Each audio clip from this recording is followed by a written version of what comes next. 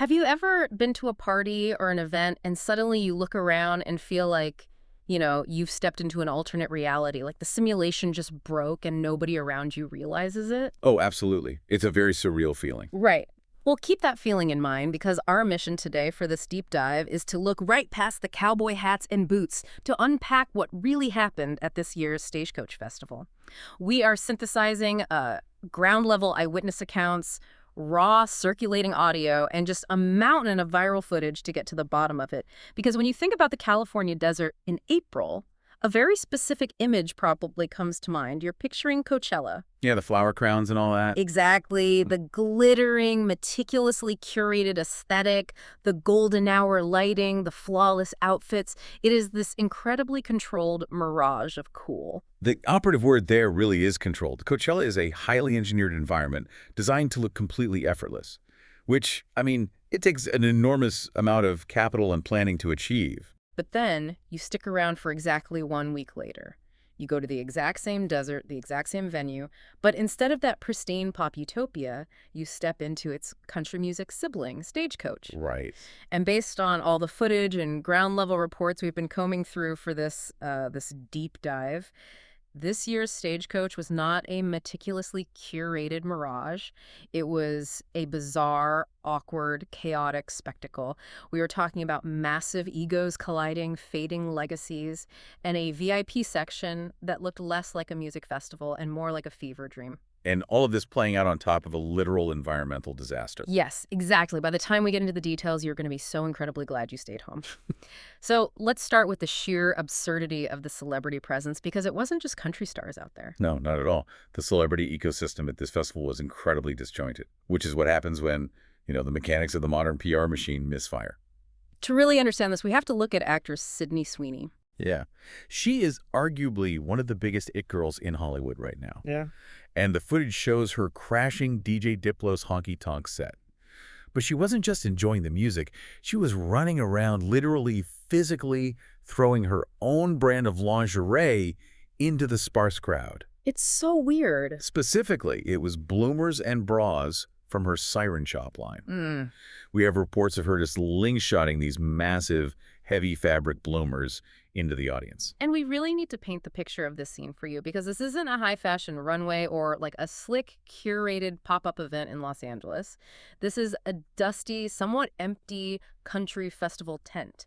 And there are bras from her brand just hung up haphazardly from the ceiling, looking incredibly messy. Yeah, it was not a good look. Add to that the audio of Diplo getting on the microphone, awkwardly trying to hype this corporate activation up. He actually declares, "Let's get some of these panties right here. This is for the ladies." Oh, wow. I know, it is so far removed from the organic country music experience those attendees actually paid for. And the surrealism really peaks when she attempts to participate musically. The circulating audio shows her getting on the microphone for this karaoke-style duet of the song Choosing Texas. Right, by Ella Langley and Bailey Zimmerman. Exactly. And she is holding the microphone very far away from her mouth. The delivery is entirely off-key, and she's utilizing this highly affected Valley Girl vocal fry. But the visual that truly encapsulates the chaos is Sweeney riding on the shoulders of her boyfriend, the music executive Scooter Braun. Oh, that footage is wild. Braun is visibly struggling and shaking, trying to hold her up. And Sweeney isn't even watching the stage. She is frantically scanning the relatively empty crowd, specifically searching for cameras. It feels so bizarrely forced. It's like someone showing up to their 10-year high school reunion, desperately trying to prove to everyone that they are the fun, spontaneous girl, but nobody is really paying attention. She honestly seemed to be channeling Cassie, her completely manic, chaotic character from the show Euphoria. Why do something so visibly uncomfortable? Well, because for high-profile celebrities of her caliber, attending these festivals has absolutely nothing to do with musical appreciation. It is purely an exercise in content creation. The goal is manufacturing viral moments. Right. They want that one perfect 10-second clip to circulate online, demonstrating how relatable and wild they are. But the underlying psychology here requires the environment to actually match the stunt.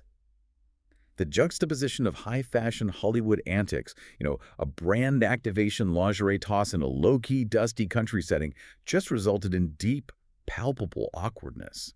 The machine failed because the context was totally wrong. Which brings up a really fascinating point about the people she's surrounding herself with. Because Sweeney wasn't the only out-of-place celebrity trying to manufacture an image out there in the desert. In fact, if you look at the guest list, or at least the people spotted wandering around the VIP tents, Stagecoach seemed to attract a very specific type of celebrity this year. Yeah, it really did. And this is where things get a bit dark. It felt like a safe haven for people needing to hide in plain sight.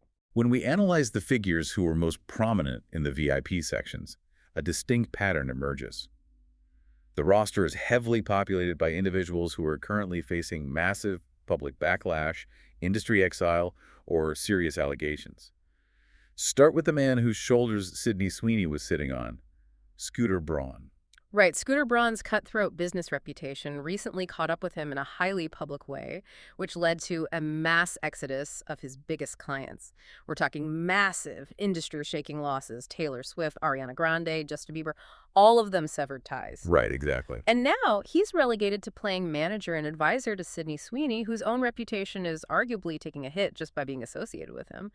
But he wasn't the only one out there. Not too far away, you have Ashton Kutcher and Mila Kunis. Yeah, their presence was particularly notable given their recent media hiatus. Yeah. They have effectively been blacklisted, or at least they have completely stepped away from the public eye following the intense backlash they received. It's from the letters, right. Yes, that backlash stemmed from writing letters of support to a judge for their friend Danny Masterson, who is now a convicted criminal. And yet, the footage from Stagecoach shows them awkwardly dancing along to Garth Brooks' Friends in Low Places. The irony of that specific song choice is just staggering. And they look miserable in the footage. They look completely drained of their usual celebrity spark. Add to that DJ Diplo himself, who was hosting the stage we mentioned, and influencer Taylor Holder. Both of these men have highly publicized, serious allegations against them floating around the internet. It's quite the guest list. Plus, the VIP section was padded with the most random assortment of seemingly uninvited personalities. Guy Fieri, Pitbull, Ludacris, Kyle Massey. It's just this chaotic soup of people. It really creates the atmosphere of a bizarre Hollywood witness protection program. Okay, hold on. I have to push back here for a second. Aren't we overthinking this just a little bit? Maybe Ashton Kutcher just genuinely likes Garth Brooks and wanted a beer in the desert. Maybe these people just want to listen to some country music. Are we reading way too much into a VIP wristband? Like, why would highly controversial, canceled, or exiled figures flock to Stagecoach specifically when they wouldn't dare show their faces at a mainstream pop event like Coachella? Well, we aren't overthinking it. When you consider the mechanics of Hollywood crisis PR, it's actually a deeply calculated strategy based on perceived demographics. Really? Oh, absolutely. Imagine you are a Hollywood publicist trying to rehabilitate a tainted client. You know that pop festivals are populated by hyper-online, highly critical, and very vocal crowds. If Ashton Kutcher goes to a pop festival, he instantly trends on social media with negative commentary. That makes sense. However, publicists generally perceive country music festivals as having a more laid-back, traditional, and forgiving demographic. The theory is that the Stagecoach audience is far less likely to pull out their phones and confront a celebrity over a recent online cancellation. Oh, I see. Think about how you scroll on your phone. If you see a canceled celebrity walking the red carpet at a glitzy Hollywood premiere right now, you might leave a negative comment because it feels like they are demanding your applause before they've earned forgiveness. Oh, I see. But if you see that same celebrity in a grainy video holding a plastic cup in a dusty tent looking somewhat miserable, you might just scroll past. It disarms the public anger. That is the exact psychology these PR teams are banking on. These celebrities are using the festival as a temperature check. They are testing the waters of uncanceling themselves. They want to be seen out in public, existing normally in a controlled environment where they assume they won't be held accountable or actively booed. It's a way to slowly rebuild public tolerance. A temperature check? Wow. That makes so much sense. But the desperation wasn't just limited to canceled celebrities trying to salvage their image. We also saw this incredibly uncomfortable dynamic with legacy musicians. Yes, absolutely. Artists who are desperately clinging to the spotlight, even if it meant dragging their entire families on stage to manufacture relevance. The fear of losing public relevance drives the same kind of frantic behavior as trying to repair a damaged reputation. And this brings us to the much-hyped Cyrus family reunion. On paper, it sounds like this triumphant, full-circle family moment. Billy Ray Cyrus performed alongside his daughter, Noah Cyrus, and his son, Brayson, who apparently produced the album and wrote the song they performed. And Elizabeth Hurley was there too. Right. Billy Ray's girlfriend, Elizabeth Hurley, was in the wings, proudly posting all about it on her social media.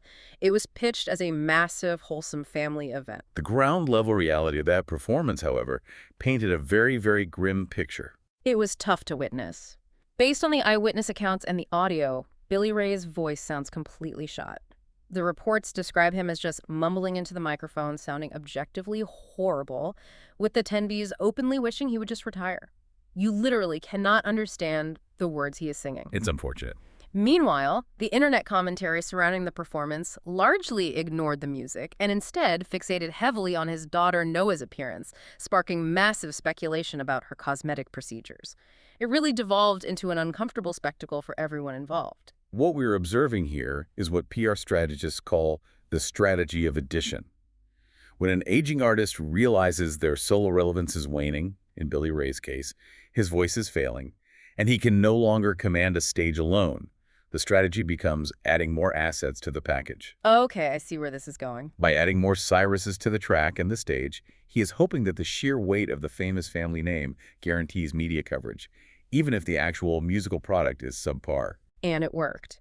Because Elizabeth Hurley is posting about it and people are talking about it, even if the talk is incredibly negative, the spectacle overshadowed a lack of talent. Right.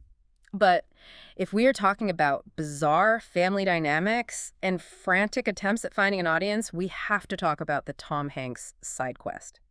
Yes, Tom Hanks was at Stagecoach. Picture this Tom Hanks, Oscar winner, wearing a fedora and sunglasses, proudly standing in a crowd of maybe 30 people, not 30,000, 30 individuals. And he was there to watch his son, Chad Hanks. Now, if you are familiar with internet culture, you know Chad Hanks previously went wildly viral for attempting this Jamaican rap persona. He was speaking in a very heavy patois accent, completely leaning into this island hip-hop aesthetic, demanding to be taken seriously as a rapper. Oh, yes. Well, apparently the rap career failed to gain legitimate traction because suddenly he has completely pivoted to being a country singer. He was at Stagecoach performing with his brand new country band called Something Out West.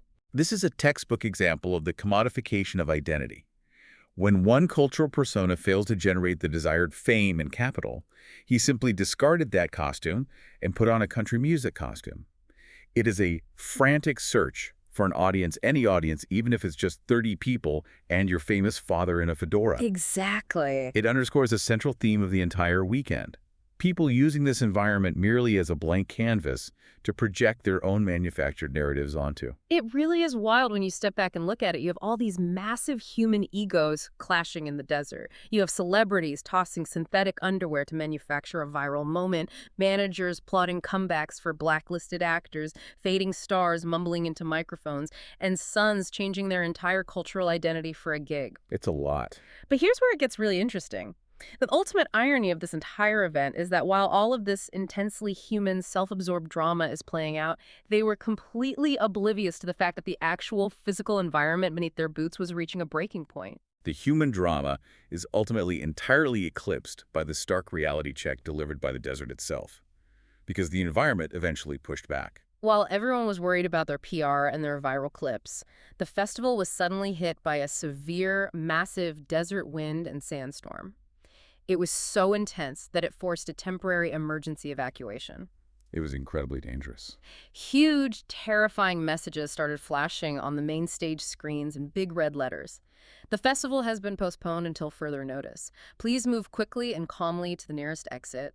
I don't know about you, but if I'm standing in the middle of a desert, the sky turns brown, and a giant screen tells me to move calmly, I am absolutely not moving calmly. I'm sprinting. Yeah, no one is moving calmly in that situation. Yeah. It was a very real physical disruption of this artificial playground, and it underscores a severe warning that environmental scientists have been sounding for years regarding massive, large-scale events like Stagecoach. And this is where a lot of people might get confused, because the general public looks at the desert and thinks, oh, it's just dirt and rocks. It's an empty sandbox. Who cares if we throw a party there? That misconception is incredibly destructive. The California desert is not an empty sandbox. It is a highly sensitive, fragile, living biological ecosystem. To understand the damage, we have to look at the mechanics of the desert floor. Okay, let's get into it. The top layer of the desert is covered in what is called a cryptobiotic crust. It is a living, microscopic mat of cyanobacteria, mosses, and lichens. This crust takes decades, sometimes centuries, to form. It is the only thing that traps precious moisture in the soil and prevents total erosion. Wow, centuries. Yes, so when you drop a massive festival onto that environment, thousands of heavy SUV tires and boots instantly crush that crust into dead dust. So we're talking about tangible, long-term biological damage, not just some temporary noise and litter. Precisely. Once that crust is destroyed, the microhabitats for desert flora and fauna collapse. Add to that the staggering water use. Reports highlighted incredible absurdities regarding the attendees' behavior. People in the campgrounds somehow filling up massive, inflatable swimming pools with water In a desert. in a resource-scarce desert. And the physical setup of Stagecoach exacerbates this. Coachella, for all its faults, goes out of its way to bring in acres of fake grass and aesthetic ground cover, which offers a tiny layer of buffer. Stagecoach reportedly half-asses their setup by comparison, leaving the natural ground far more exposed to the elements and the crushing crowds. It's a perfect storm of environmental negligence, but the real danger here is what experts call cumulative impact, right? Unpack how that actually works. And think of the desert ecosystem like a kitchen sponge. If you spill a little water, the sponge absorbs it and eventually dries out, ready for the next spill. That's a normal disturbance. But if you hold that sponge under a running faucet day after day, it becomes completely saturated, breaks down, and starts flooding the counter. That is cumulative impact. It's not just about one weekend of loud music. It is the repeated, compounding land use over time. Right, because it's weekend after weekend. Exactly. Coachella Weekend 1, followed by Coachella Weekend 2, and then immediately following it up with Stagecoach Weekend 3. It is the massive buildup of traffic emissions, the severe soil compaction, and the sheer volume of waste generated week after week. The land never gets a chance to recover and rebuild that biological crust before the next wave of destruction hits. Think about that visual for a second, keeping in mind everything we've talked about today. Think about Sweeney slingshotting those heavy synthetic bloomers into the crowd. Now imagine a desert coyote running around the next morning, choking on a piece of Siren Shop promotional lingerie that was left in the dust. It's awful. It is a stark, almost darkly comedic image, but it perfectly encapsulates the pure, unadulterated entitlement of this entire event. We treat nature merely as a stage for our own entertainment, totally blind to the living ecosystem we are temporarily crashing into. It highlights a profound disconnect in modern culture. We build these temporary cities of ego, excess, and PR rehabilitation, assuming the natural world will simply absorb the impact without consequence. But a sandstorm forcing a massive emergency evacuation is the environment's way of reminding us who actually holds the power. You can manufacture a viral moment, but you cannot negotiate with a sandstorm. So what does this all mean? What have we actually learned from unpacking all these reports? Because Stagecoach was clearly not just a low-key country festival where people went to hear some guitars. Far from it. It was a bizarre, messy collision of human desperation and environmental consequence. We saw chaotic celebrity behavior trying to manufacture virality. We saw a literal PR testing ground, a reputation laundromat for the highly controversial and the canceled. We saw aging stars and legacy families making desperate, sometimes hard-to-watch attempts at staying relevant by commodifying their identities. And underneath all of that ego, we saw a blatant, arrogant disregard for a fragile desert ecosystem that eventually fought back. Music festivals are often described as microcosms of pop culture. But perhaps this specific event is a microcosm of the things we desperately try to hide rather than the things we want to celebrate, which leaves us with a critical reflection to carry forward. Lay it on us. Next time you see a massive cultural event trending online, whether it's a music festival, a glittering gala, or a celebrity summit, look past the VIP passes. Look past the stage lights and the carefully curated, seemingly spontaneous social media posts. Ask yourself, who is actually benefiting from this spectacle? What or who are they trying to hide in the crowd? And most importantly, what is the actual physical cost being paid by the ground they are standing on? That is exactly the question we need to be asking. The mirage is only as strong as our willingness to blindly believe in it.